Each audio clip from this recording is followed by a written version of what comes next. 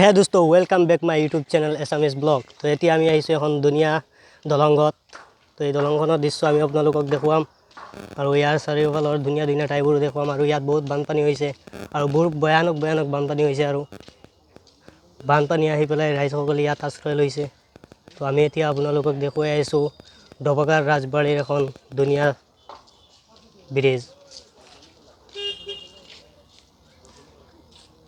আৰু ইয়াত বহুত ভয়ানক বানপানী হৈছে আৰু ভিডিঅ'টো ভাল লাগিলে এটা লাইক কৰি দিব আৰু চেনেলটো এতিয়া আমি বানপানী হোৱা ঠাইত যাম। তো আমি ফাইনেলি বানপানী হোৱা ঠাইত আহি গৈছোঁ। এয়া হৈছে ডবকাৰ ৰাজবাৰীত। ইয়াত বহুত ভয়ানক বানপানী হৈছে আৰু এই ভয়ানক বানপানীৰ দৃশ্যবোৰ আমি আপোনালোকক দেখুৱাই আছোঁ। আৰু এই ভয়ানক বানপানীৰ দৃশ্যবোৰ দেখক, বহুত ভয়ানক বানপানী হৈছে আৰু এতিয়া বানপানী কমি গৈছে।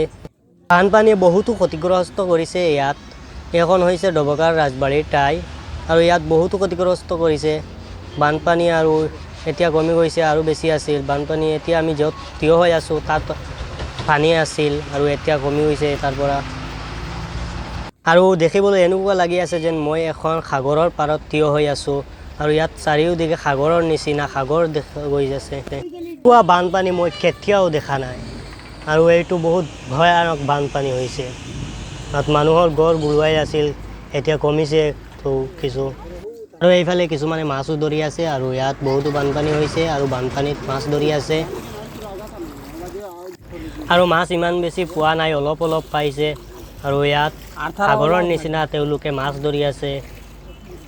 আৰু ইয়াৰ মানুহৰ বহুতো অসুবিধা হৈ আছে, ইমান পানীতো খোজ কাঢ়িব লগা হৈছে।